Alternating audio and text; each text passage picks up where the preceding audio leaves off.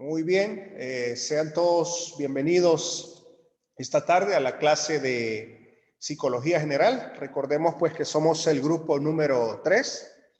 Y básicamente pues en la sesión anterior estuvimos literalmente pues viendo la clase de inducción referente pues a esta asignatura, Psicología General. Hoy pues precisamente avanzar ya en cada uno de los contenidos. Para aquellos que es su primera clase, pues sean bienvenidos. Soy el licenciado Mirkus Barahona. Un gusto, yo voy a ser su profesor a lo largo de este ciclo. Y pues espero que literalmente aprendamos, la pasemos bien, ya que la clase es virtual, pues la tenemos, bueno, ustedes desde su casa. Eso pues tendrá alguna ventaja, pero también puede tener alguna desventaja en el sentido de haber distractores. Pero bien, en primer lugar, pues quiero compartirles las actividades que vamos a desarrollar esta tarde. Tengo una presentación denominada pues Introducción a la Psicología. Y vamos de lleno al tema porque en la sesión anterior, para aquellos que pudieron estar, recordarán que yo estuve básicamente pues literalmente haciendo la presentación de la clase introductoria, presenté el cronograma, presenté el sistema de evaluación, presenté los contenidos programáticos a lo largo del ciclo y si usted no los ha podido revisar, en el campo virtual hay una pestaña que se llama General, ahí puede chequearlos. Muy bien, vamos a ver, démosle un clic a esa lámina porque ahí hay una pregunta muy interesante y una pregunta muy buena. Vamos a ver. Ok, le damos otro clic, ahí nos vamos a detener, retrocedemos una lámina. Y estos son los contenidos que me gustaría que pudiéramos revisar esta tarde. Antecedentes históricos de la psicología, los orígenes de la psicología, el desarrollo de la psicología, definición, las áreas de estudio, las áreas de aplicación y algunas corrientes y escuelas y autores de la psicología. Creo que el punto 7 lo vamos a alcanzar a ver en la próxima clase. Ya vamos a ver. Ok, la primera pregunta de esta tarde la vamos a ver en la siguiente lámina. Y dice, ¿qué es psicología? De hecho, yo estuve revisando en la prueba diagnóstica las formas como ustedes respondieron referente pues a qué es la psicología, porque ustedes estuvieron dando respuesta básicamente pues a esa pregunta, ¿verdad? ¿Qué es la psicología? Ustedes estuvieron brindando sus puntos de vista al respecto y pues hubieron opiniones muy interesantes, otras que definitivamente pues se alejaban de lo que realmente pues es la psicología, pero algunos de ustedes sí lograron dar pues algunas buenas definiciones. Entonces, antes de continuar, quisiera escuchar a alguno de ustedes. Obviamente pues lo que yo no quiero es que vayan ahorita a la web y rápidamente pues identifiquen, ¿verdad?, qué es la psicología, sino que lo que ustedes saben de manera preliminar. ¿Alguno de ustedes quisiera decirme qué entiende por psicología?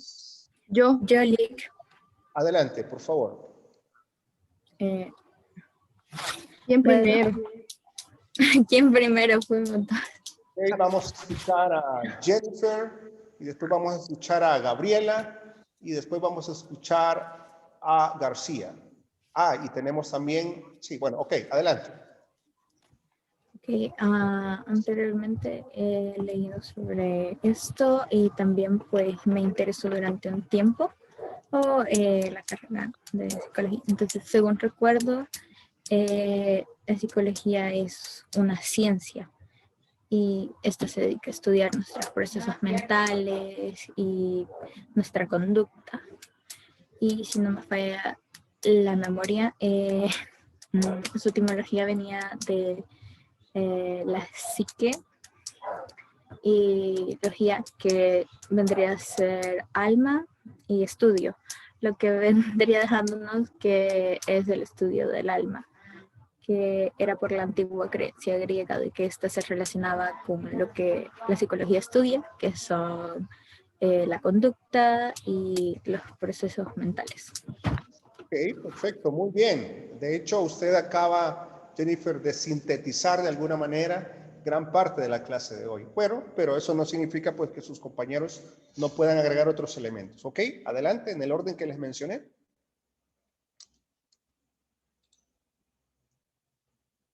¿Sí? Me parece que seguía... ¿Quién seguía? Su participación. Adelante. Hola. García. ¿Me escuchan? Con García se refiere a mí, licenciado. Correcto, correcto. Ah, ok. Es que no había levantado la mano, pero según lo que yo he entendido, psicología es como el estudio del comportamiento humano, de cómo nos comportamos, cómo pensamos o cómo interactuamos con nuestro entorno. En una simplificación breve, eso es lo que yo tengo entendido de que es psicología. Ok, bueno, sí tenés la mano levantadita, así que quizás fue de la intervención anterior. ¿Alguien más? No sé si quedó alguien pendiente de su opinión, por favor, con confianza. Para mí, ¿Sí? psicología sería como la ciencia que estudia la conducta y la mentalidad humana. Ok, muy Yo, bien. licenciado. Adelante. Sí, le escuchamos, dígame. Como dijeron mis compañeros, ¿verdad? De que la psicología se entiende como la ciencia que estudia la conducta y los procesos mentales, pero también hay que agregarle que estudia lo que es el comportamiento del ser humano. Ok, perfecto, Gracias. muy bien.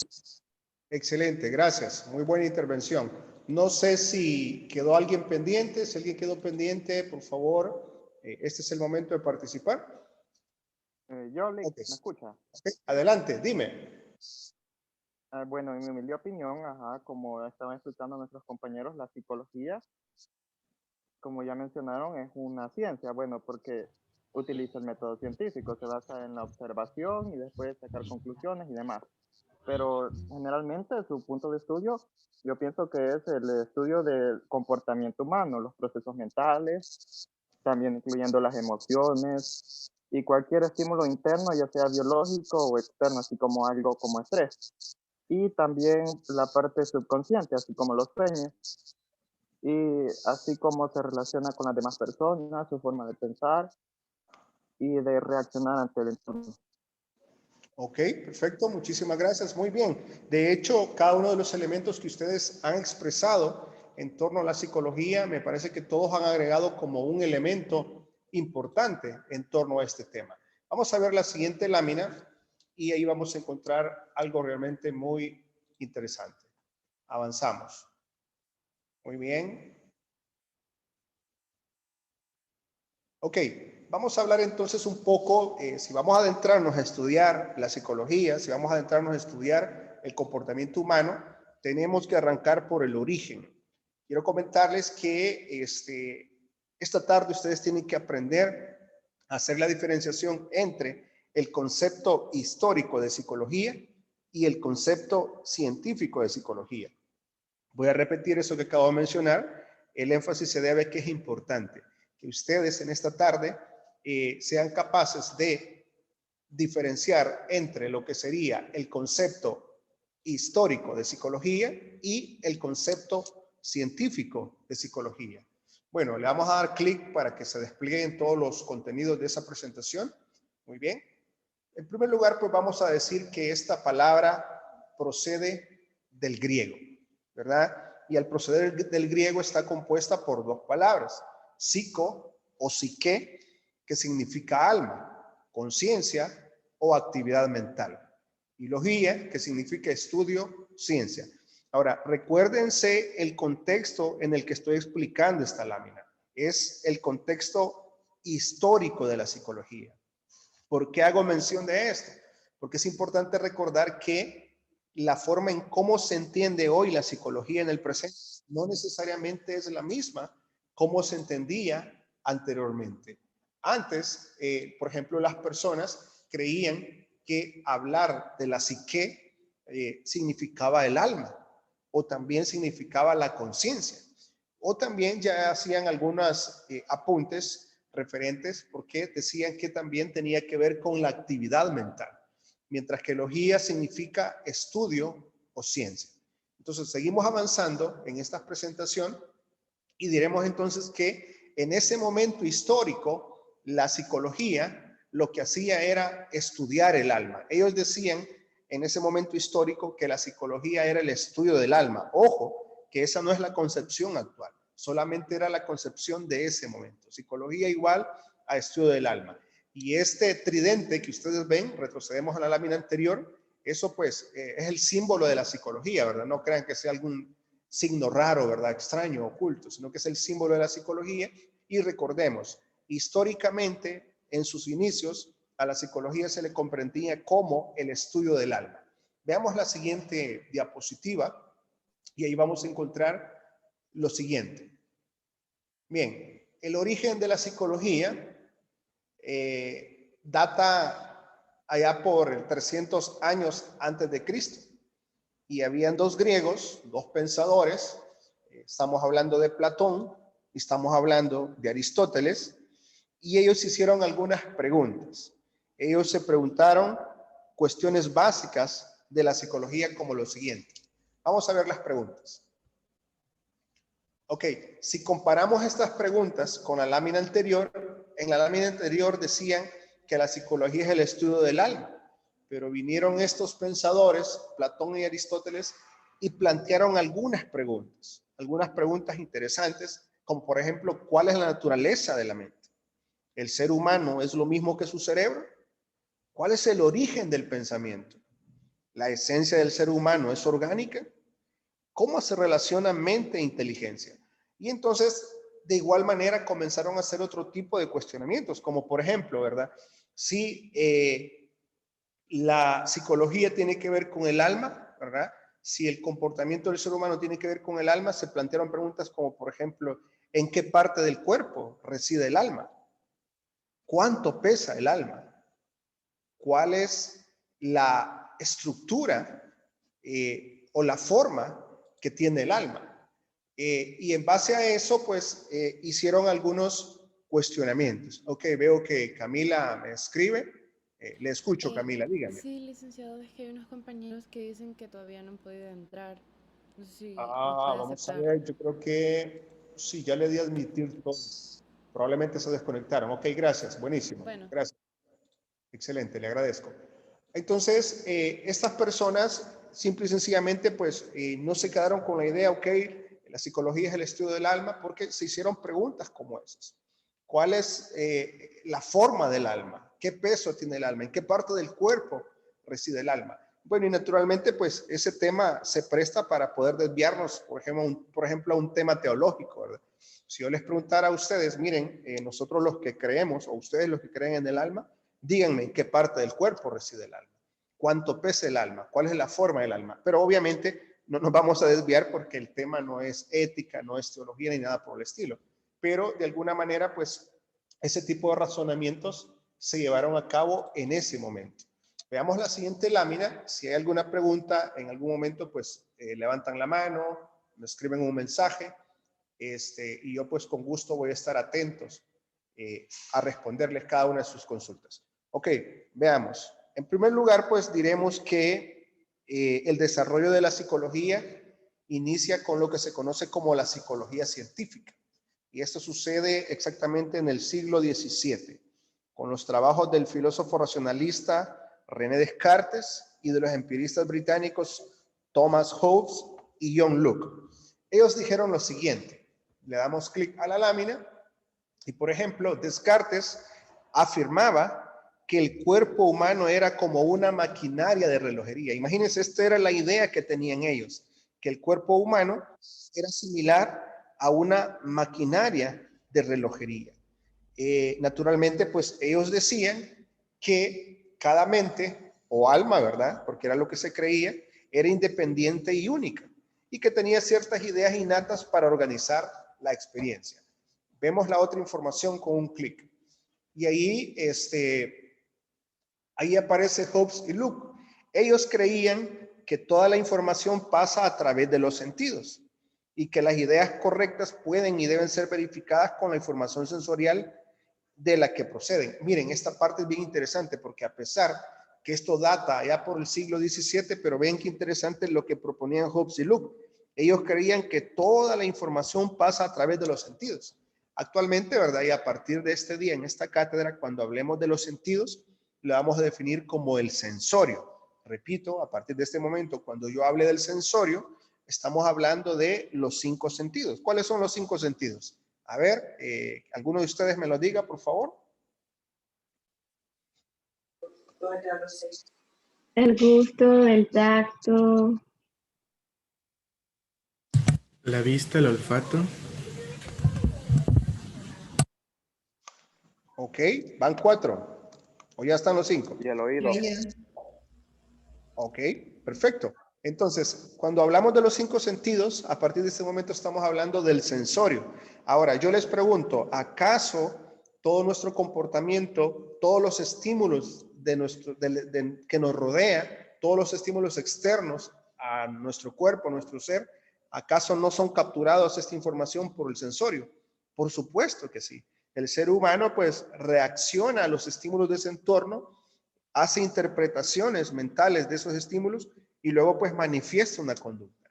Entonces ellos creían esto. Es como cuando digamos que vas por un pasillo en un lugar X, ya sea en la iglesia o un lugar donde te reúnas, pues no puedo decir la universidad porque no nos estamos reuniendo, pero de pronto pues vas tranquilo caminando y en el otro extremo donde tú estás viene una persona, ¿verdad? Entonces el sensorio, la vista, quizás el olfato, ¿verdad? Si viene con una buena fragancia, prácticamente pues te alerta que ahí viene una persona.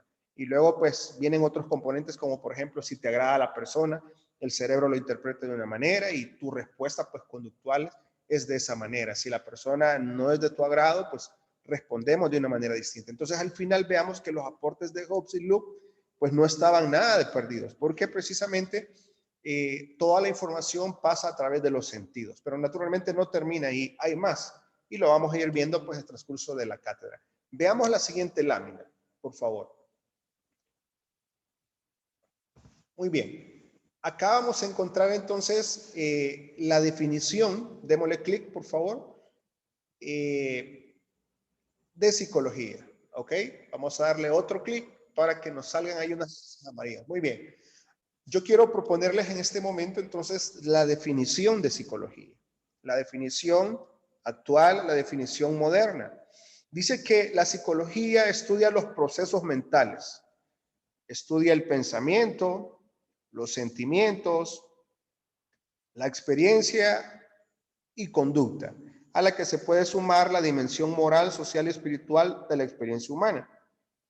Y luego tenemos otro concepto, que es el que ustedes ven ahí en amarillito o naranja, quizás van a ver algunos, que es el concepto con el cual nos vamos a quedar. Psicología es la ciencia que estudia en la conducta o comportamiento humano y los procesos mentales.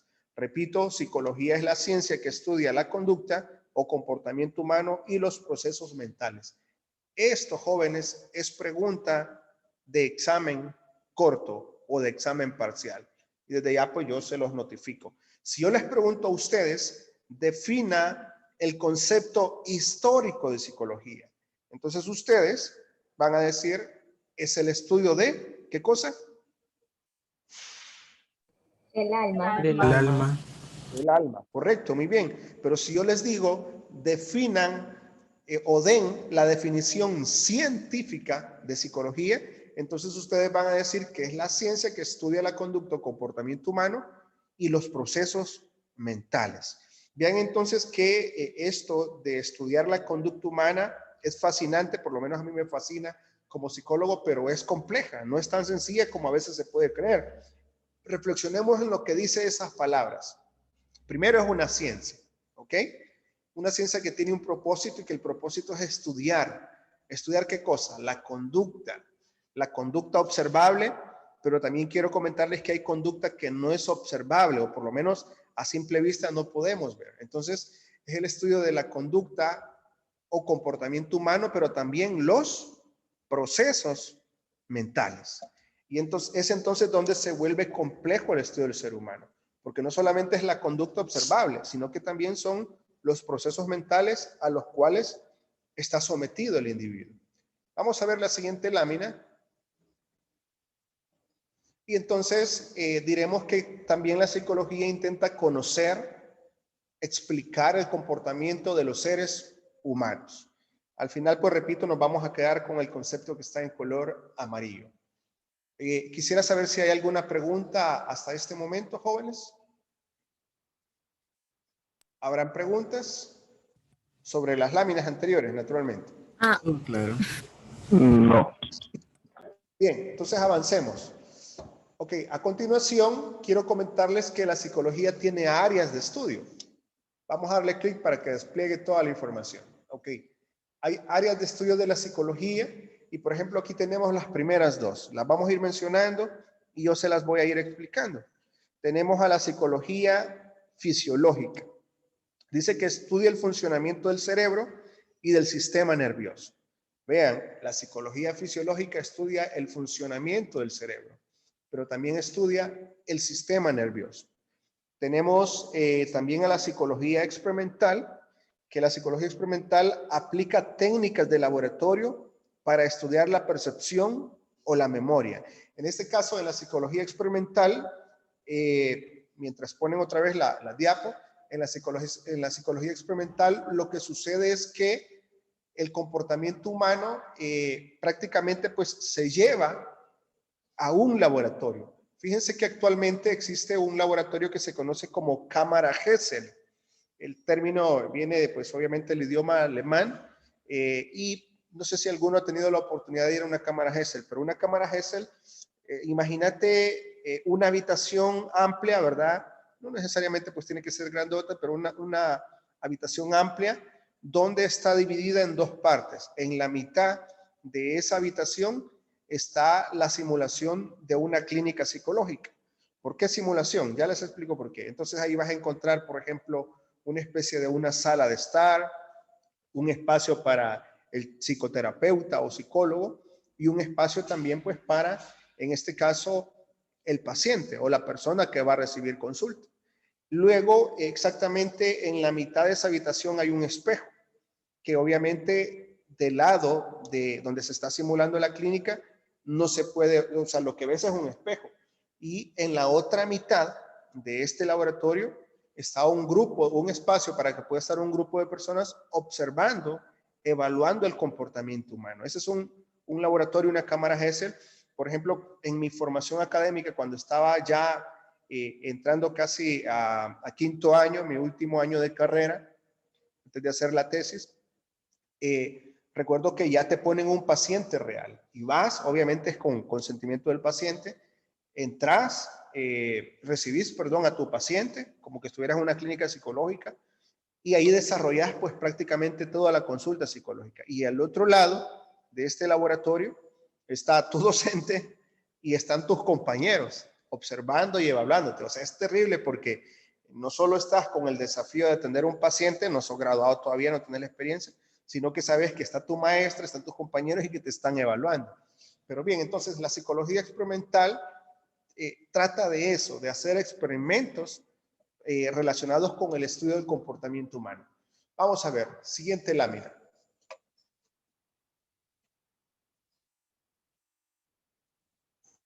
Tenemos también a los psicólogos sociales. Esta es otra de las áreas de la aplicación de la psicología. Los psicólogos sociales están interesados en las influencias del entorno social sobre el individuo. De acuerdo a la psicología social, los seres humanos, cuando estamos en grupo, nos comportamos de una forma. Y cuando estamos de manera individual, es decir, que solamente estamos nosotros, nos comportamos de otra. Esto hace referencia a la psicología social. Repito, de acuerdo a esta área de aplicación, el ser humano se comporta de una manera cuando está solo y se comporta de otra manera cuando está en grupo. Y bien interesante porque este tipo de conductas no solo sucede en los seres humanos, sino que también sucede en el mundo animal. Por ejemplo, en la jauría de lobos, y en otro tipo, pues obviamente de agrupaciones sociales en los animales. Por ejemplo, se sabe que hay líderes naturales y hay líderes oficiales o formales. ¿A qué me refiero? Por ejemplo, si yo les dijera a ustedes, hagan equipos de trabajo y yo nombro a un líder, a un representante, él va a ser el líder por representación oficial, ¿verdad? Por asignación de mi persona. Pero también hay líderes naturales. A veces yo lo hago, ¿verdad? Porque me gusta observar el comportamiento. Simplemente les digo, conformen equipos. Y los líderes naturales emergen ahí pues en el interactuar social. Entonces los psicólogos sociales precisamente pues estudian el comportamiento de las personas, repito, en grupo. Señoritas que me están escuchando, quiero comentarles que nosotros los hombres no nos comportamos igual cuando estamos solos que cuando estamos en grupo. De hecho, algunos estudios revelan que nosotros los hombres, los de sexo masculino, tendemos a amplificar o a incrementar las experiencias con el sexo opuesto, cuando en realidad pues a lo mejor han sido experiencias normales, pero nosotros, entre comillas, ¿verdad? Con la finalidad de validar la masculinidad, exageramos, ¿verdad? A lo mejor, por ejemplo, dice alguien, hey, la invité a salir y me dijo que sí, y tal vez solo lo saludó y le preguntó el nombre, ¿verdad?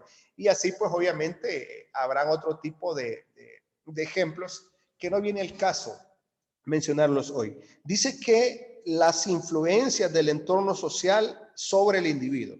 ¿Y qué mejor ejemplo que la coyuntura o el momento que se encuentra el país en este instante? Estamos en un periodo preelectoral. En el periodo preelectoral, jóvenes, hay promesas, hay una gran cantidad de promesas. Y naturalmente, pues no me voy a meter a hablar de estadística, ¿verdad? Así que no se preocupen. Nada que ver. De hecho, pues todos somos libres, vivimos en un país democrático, pues a tener alguna preferencia o a no tener ninguna preferencia, ideología, pues política. Entonces, el punto es que si ustedes se fijan, los medios de comunicación social, las redes sociales, radio, televisión, se ven literalmente guiadas por promesas electorales. Y obviamente, pues en esta época eso sucede. ¿Qué es lo que quieren hacer todos estos individuos? Pues influir para que nosotros decidamos por quién votar. Lo mismo sucede dentro de las ciencias empresariales, está lo que es la mercadotecnia. La mercadotecnia, muchos de sus principios son fundamentos psicológicos.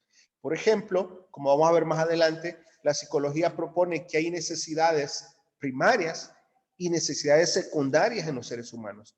Las necesidades primarias pues son, por supuesto, alimentarnos, tener un techo, ropa para vestir y tener dónde dormir. Y luego pues vendrán otras necesidades secundarias y ahí podemos pensar en algunas marcas, en algunos objetos.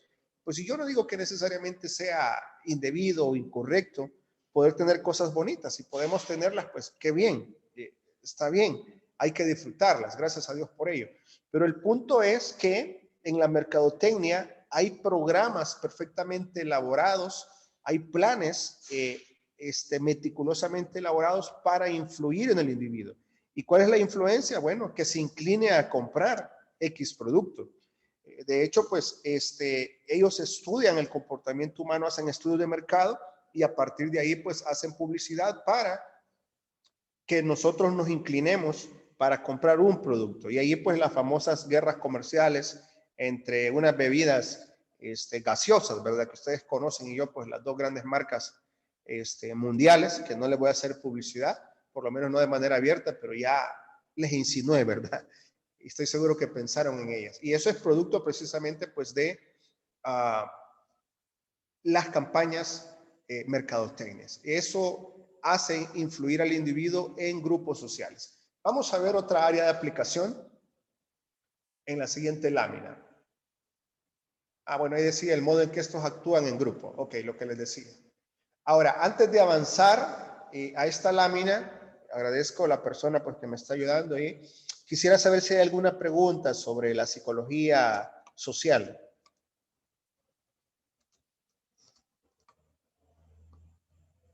¿No? Bueno, yo supongo que el silencio es no, ¿verdad? Yo espero que así sea. Ok, veamos. ¿Qué dice esta otra área de aplicación? Démosle clic a la diapo para que aparezca. Ok, perfecto. Aquí Sharon Martínez hace una pregunta. ¿Cuál es la diferencia entre un psicólogo social y un sociólogo? Muy buena pregunta. Bueno, en primer lugar diremos pues que el psicólogo es el que estudia el comportamiento humano y los procesos mentales. En este caso, el psicólogo social del individuo actuando en sociedad. Mientras que el sociólogo estudia el comportamiento precisamente pues de todos los aspectos que surgen o interactúan en la sociedad. No se limita a estudiar y a observar el comportamiento humano, sino que estudia su forma de organización religiosa, estudia también su sistema económico, su sistema político, su sistema cultural. Prácticamente pues estudia, digamos, de manera general el funcionamiento del individuo en sociedad, en grupo, mientras que el psicólogo social solo se enfoca en estudiar la conducta humana, pero no entra a estudiar su sistema religioso, su sistema económico, su sistema cultural, etcétera. Claro que lo conoce, pero no es su finalidad estudiarlo. Gracias, me encantan cuando ustedes preguntan, de verdad que sí. Y cuando yo sé las respuestas me encanta más. Eso último es una broma. Bien, las áreas de aplicación. Miren, tenemos los psicólogos empresariales. Quiero comentarles que antes se le conocía como psicólogos industriales, pero obviamente pues ha ido evolucionando y hoy se llama psicólogos empresariales. Son aquellos profesionales de la psicología que estudian el entorno laboral de los trabajadores. Generalmente estos profesionales están en un departamento de recurso humano. Están haciendo selección y reclutamiento de personal. Por ejemplo, vamos a ver, voy a escoger aquí un nombre para ver si de verdad me están escuchando o solo me han dejado aquí hablando. Vamos a ver. Daniela Ibarra. A ver, dígame, Daniela, yo soy, por favor. Daniela Ibarra. Hola, hola. Chévere, ahí está, muy bien, excelente. A ver, Daniela Ibarra, vamos a, con el permiso suyo, vamos a suponer pues que usted es una empresaria, ¿verdad? Y entonces usted me contrata a mí y me dice, mire, licenciado Vladimir, yo necesito un gerente de ventas. Entonces pensemos en cuáles son las características que debe tener este gerente. Le pregunto a usted, señorita Ibarra, ¿cree usted que su gerente debe tener características de líder o de subordinado? De líder, digo yo. Así es. ¿Cree usted que su gerente debe ser alguien con facilidad de expresión o alguien que hable muy poco? No, tiene que ser alguien con facilidad de expresión. ¿Y cree usted que debe tener liderazgo ese gerente o no es necesario tener liderazgo en su forma de ser? Sí, sí es necesario. Ok, gracias, ya no la molesto más. Pues lo que acabo de hacer con este ejemplo es comenzar a construir un perfil de puesto. ¿Qué significa un perfil de puesto? Definir las características que yo necesito para un puesto en particular. Es ahí entonces como los psicólogos empresariales o los psicólogos de la gestión empresarial se encargan de precisamente buscar aquellos perfiles que requieren la empresa. Entonces, por ejemplo, vas a necesitar a alguien que probablemente maneje más de un idioma, probablemente sean dos, que tenga experiencia laboral y que reúna una serie de características. Entonces, también los psicólogos empresariales tratan de estudiar los climas laborales. ¿Qué son los climas laborales? Los climas laborales hacen referencia a precisamente el ambiente en que se están desarrollando las personas. Si es un clima favorable o un clima no favorable en términos pues del ambiente de trabajo, si hay prestaciones, si no hay prestaciones, etcétera, etcétera. Vamos a ver la siguiente área de aplicación, por favor.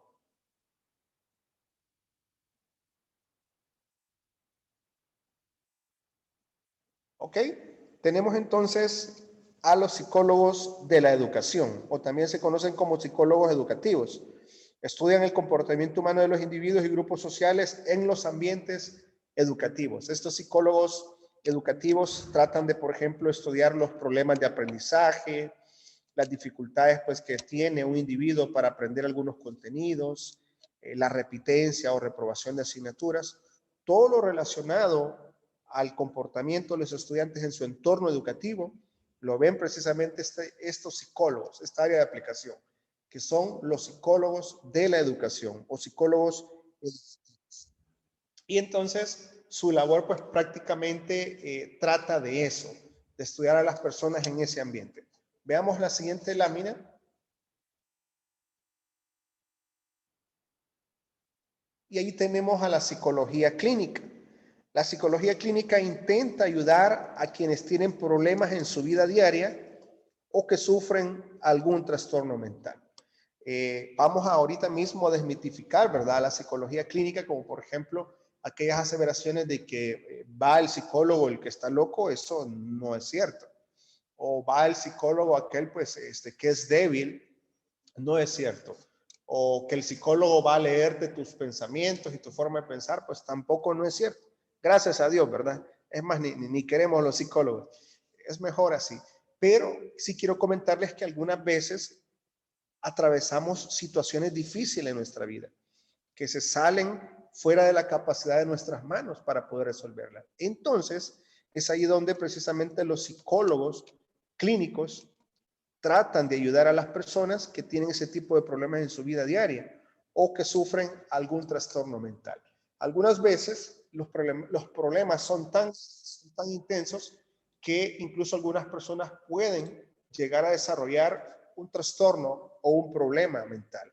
En ese tipo de casos, pues, son estos psicólogos los que ayudan a resolver ese tipo de situaciones.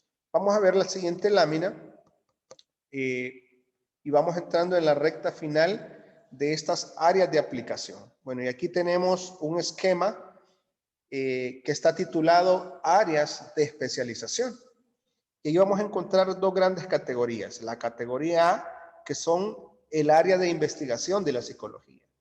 Y la otra categoría es el área relacionada con la psicología aplicada. Entonces, vemos acá en el lado izquierdo encontramos a la psicología experimental, a la psicología evolutiva, a la psicología social, a la psicología fisiológica, encontramos a la psicometría. Si se fijan, aquí estoy mencionando otras áreas de la aplicación que no las mencioné anteriormente, porque de hecho mencioné, digamos, las principales. Pero, por ejemplo, la psicología educativa lo que trata de investigar es precisamente cómo se lleva a cabo la evolución del comportamiento, del pensamiento del ser humano. Y la psicometría tiene que ver precisamente con la aplicación de pruebas psicológicas, pruebas psicométricas. Ustedes cuando ingresaron le hicieron pruebas de personalidad, pruebas de inteligencia, pruebas de aptitudes, de intereses. A eso se refieren, a mediciones psicométricas para intentar predecir y conocer el comportamiento humano. Luego también tenemos otra área que son las áreas de aplicación de la psicología aplicada para este caso. Tenemos a la psicología del deporte. Quiero comentarles que en los clubes, sobre todo europeos y de otras latitudes, que tienen muchísimos recursos y que se practica el fútbol a nivel profesional, estos tienen sus psicólogos, tienen sus psicólogas que precisamente pues ayudan a los deportistas a mejorar su rendimiento. De hecho, no es cosa extraña saber que de cuando en cuando le asignan un psicólogo a un deportista en particular para intentar superar su problema. La psicología judicial tiene que ver con el psicólogo en el área judicial. Esto, por ejemplo, se da en casos donde hay divorcios, donde hay rupturas de familias, y entonces una de las partes quiere quedarse con la casa, quiere quedarse con los hijos. Entonces el psicólogo judicial precisamente tiene que ver con cómo afecta, en este caso, a los hijos y a las hijas la separación o el divorcio de sus padres. De hecho, es conocido, ¿verdad?, en el mundo del comportamiento humano, que en un divorcio no es cierto que una parte gana y la otra pierde. En un divorcio todos pierden porque hay una ruptura, hay una separación. Está la psicología clínica, la psicología militar. Quiero comentarles que en las guerras bélicas existen precisamente pues técnicas militares disuasivas para precisamente pues tratar de vencer al enemigo. y se ocupan muchas técnicas psicológicas. La psicología industrial o psicología empresarial, que ya les expliqué, y la psicología educativa, que también pues les he estado mencionando. Quisiera saber si hay alguna pregunta sobre esta lámina de áreas de especialización de la psicología. Buenas tardes, Lick. Yo tengo dos dudas. Adelante. La primera es, un psicólogo primero estudia psicología general y después se especializa en la rama que usted ha mencionado, o de un solo estudia, digamos, psicología clínica o psicología militar. Fíjese que definitivamente, por lo menos en El Salvador, los que nos graduamos de psicólogos, al igual pues como los médicos nos graduamos como psicólogos generales, y luego pues la persona puede especializarse en alguna de estas áreas. Si bien es cierto, dentro del plan de estudios se ven algunas materias, ya sea de la psicología empresarial o de la psicología educativa o de la psicología clínica, pero no es cierto pues que al egresar sales como psicólogo clínico, por ejemplo, o psicólogo educativo. Tienes que luego llevar a cabo otra formación académica para especializarte en estas áreas. Ah, ok. Y mi otra duda era que cómo sé cuando una persona tiene que ir a un psicólogo clínico o un psiquiatra. Muy bien, en este caso hay criterios muy claramente definidos para poder determinar a qué tipo de profesional ir. Me parece que en aquellos casos severos donde, por ejemplo, las personas tienen alucinaciones como visuales, como auditivas, y vemos que las personas, por ejemplo, manifiestan comportamientos esquizofrénicos, es decir, que hablan solas, o que tienen un comportamiento que lo vemos raro. A esto se le llaman pues alucinaciones que pueden ser auditivas, visuales, olfativas o táctiles. Sin duda alguna, ese nivel de alteración del comportamiento requiere un tratamiento, un abordaje psiquiátrico. Para no ser tan extremo, por ejemplo, si alguien tiene ideas e intentos suicidas, lo mejor sería una evaluación psiquiátrica, que no necesariamente pues va a finalizar en que se trata de un paciente siempre psiquiátrico. Pero en ese tipo de casos, para marcar una línea bien clara, cuando hay no solo ideas suicidas, sino comportamientos suicidas, por ejemplo, nosotros los psicólogos referimos a una evaluación psiquiátrica. Ahora, todo lo anterior, todo lo no mencionado en este momento pudiese verse en una consulta psicológica. Por ejemplo, trastornos del sueño, estados depresivos, estados ansiosos. Incluso quiero comentarles que hay algunos tratamientos para la ansiedad y para la depresión que requieren de fármacos. En los cuadros agudos, ansiosos y depresivos, definitivamente se necesitan de algunos medicamentos, ¿verdad? O psicofármacos para poder naturalmente ayudar al paciente. Disculpe, licenciado. Tengo una duda. Bueno, no es una duda, es como un contorno de ideas. Okay. Con respecto al hecho de los antidepresivos. Sí. Yo, por experiencia personal, he tenido como situaciones así en las que me han recetado antidepresivos y todo. Ok. Y solo los primeros días los tomé y no sé cómo explicar cómo se siente tomar esos fármacos. Lo que quiero llegar es que luego fue como que mis padres y muchas personas fueron que me dijeron de que dejara de tomar eso porque era como de adicción y ese tipo de situación, y yo por mi incredulidad lo dejé de tomar. ¿Qué efectos tiene realmente dejar de tomar? Pues definitivamente abandonar los tratamientos no es recomendable en ningún momento, ¿verdad? Pues todo dependerá de qué es lo que, por ejemplo, te habían diagnosticado. Pero si tú abandonaste el tratamiento y sigues funcionando bien, pues creería que a lo mejor era una situación transitoria y no un problema de verdad instalado en tu persona y que requiera pues una medicación continua. Muchas veces bajo estados depresivos o ansiosos de forma temporal para estabilizar al paciente, algunos médicos, algunos psiquiatras recomiendan algunos fármacos, pero luego los eliminan, ¿verdad? No es que sean tratamientos crónicos, es decir, para toda la vida. Ok, no sé si... Lick.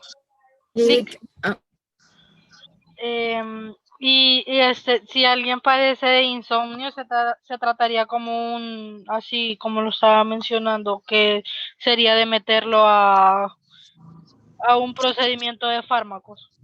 No necesariamente, sería de valorar el caso, pues, la frecuencia, la intensidad, porque recordemos que muchas veces la falta de sueño, ¿verdad? O el insomnio solo es un síntoma de un problema.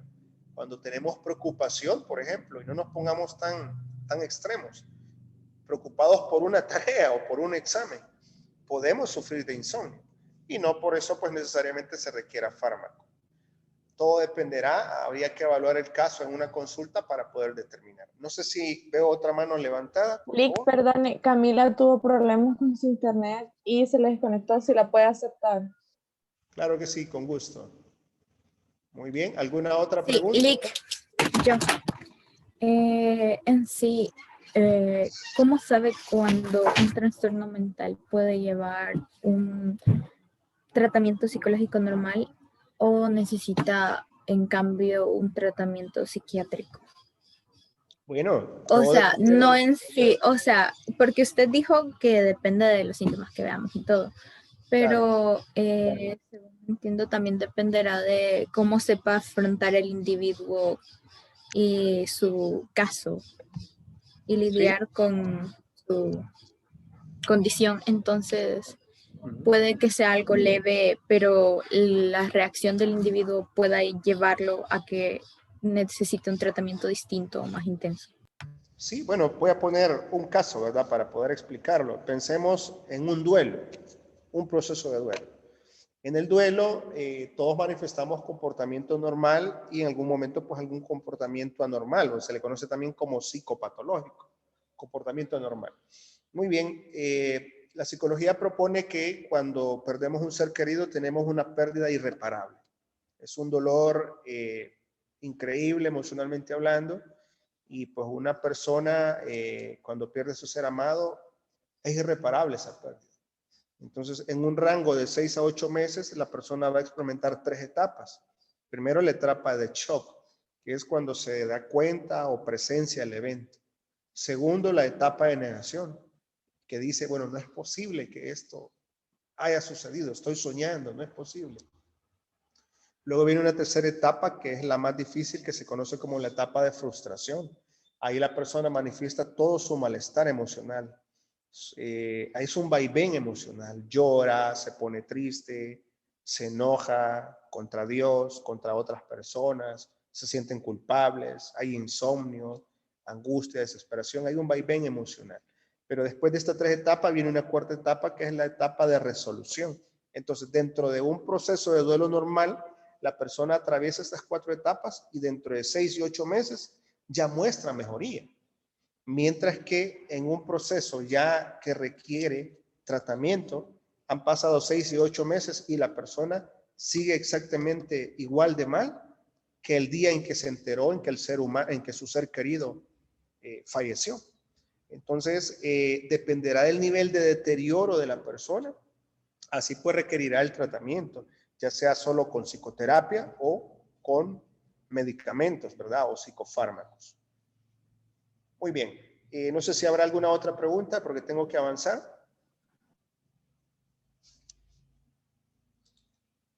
¿No? Muy bien. Perfecto. Vamos a ver la siguiente lámina entonces. Disculpe, Lick. Ok, sí, te escucho. Dime. Adelante.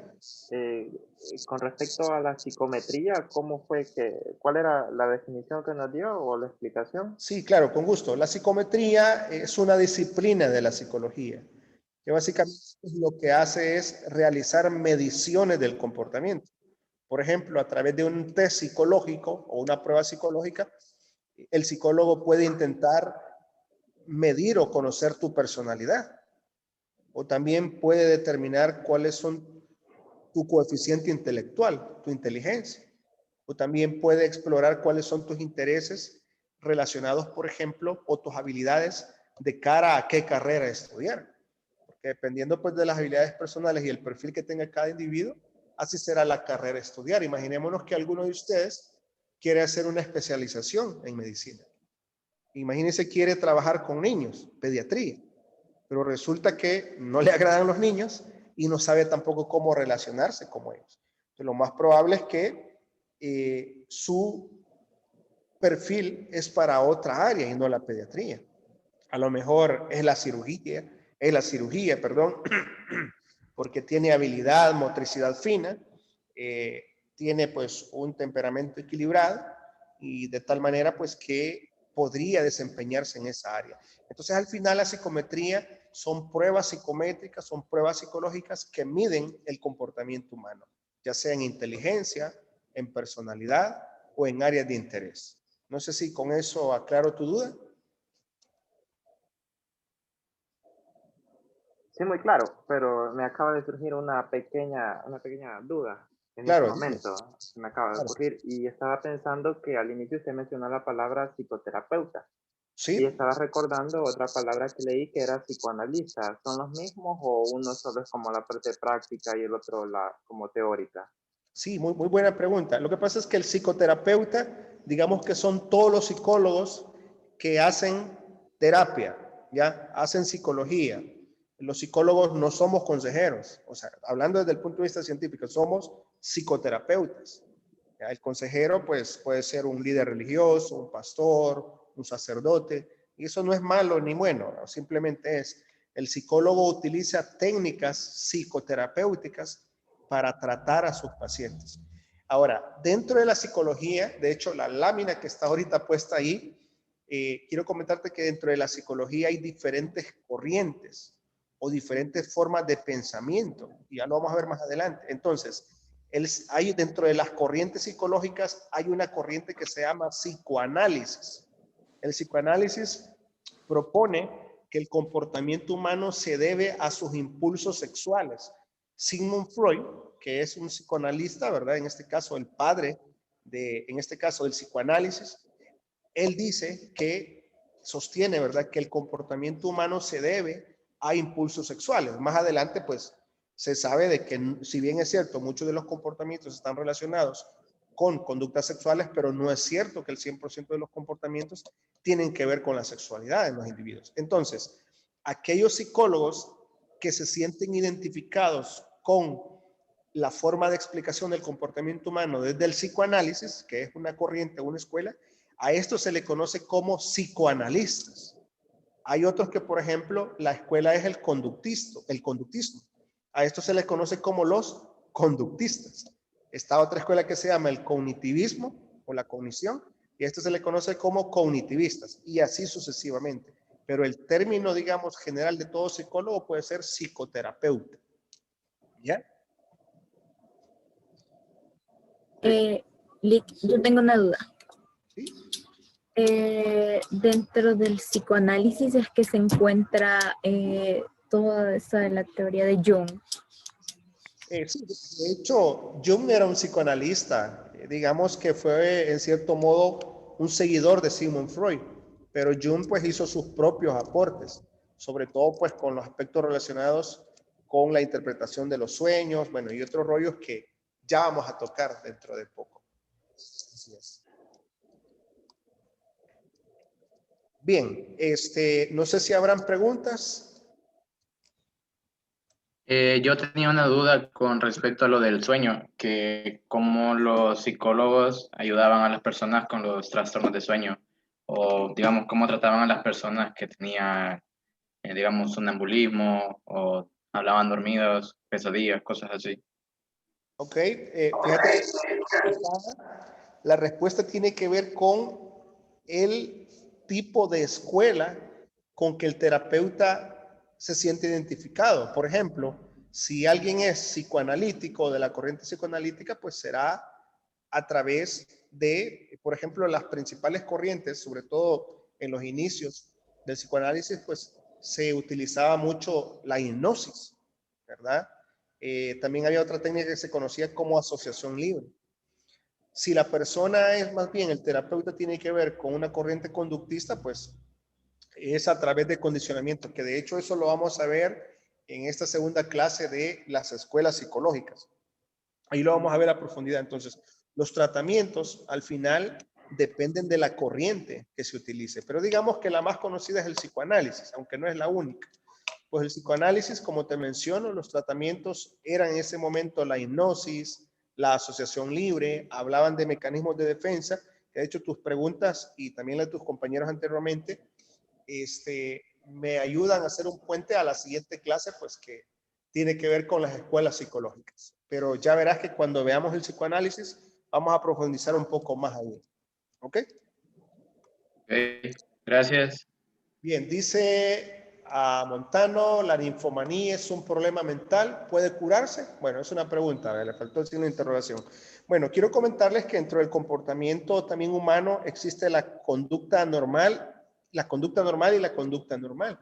Entonces, el ser humano tiene un área del comportamiento que es el comportamiento sexual.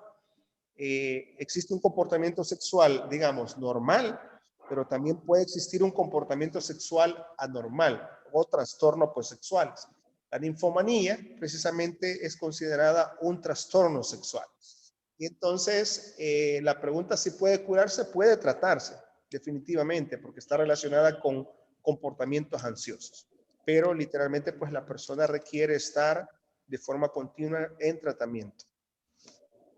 Bueno, antes de socializar la actividad que vamos a tener esta tarde, quisiera saber si hay alguna otra pregunta. Me encanta porque han preguntado esta tarde. Han hecho muchas preguntas, todas muy pertinentes a lo que hemos estado hablando. ¿Habrá alguna otra pregunta? Creo que tengo espacio para ventilar una más.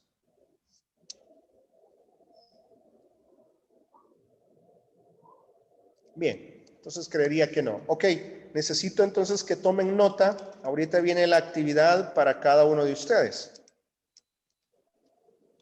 Ok, bien. La actividad que tengo para ustedes es la siguiente. Necesito que por favor, ya sea en su cuaderno o si alguno está pues en su computadora necesito que me hagan un resumen de media página. Repito, necesito que me hagan un resumen de media página sobre este tema de introducción a la psicología. Esa es una actividad individual. En cuanto yo termine pues la conexión, yo les voy a habilitar ahí un espacio. Van a ver en el campo virtual una manita, ¿verdad? Que les va a aparecer para que ustedes puedan subir la actividad. Repito, lo que vamos a hacer tiene que ser virtual. Sí, bueno, si alguien lo hace en su cuaderno, pues le hace la captura de imagen y me hace el favor pues de subir la captura.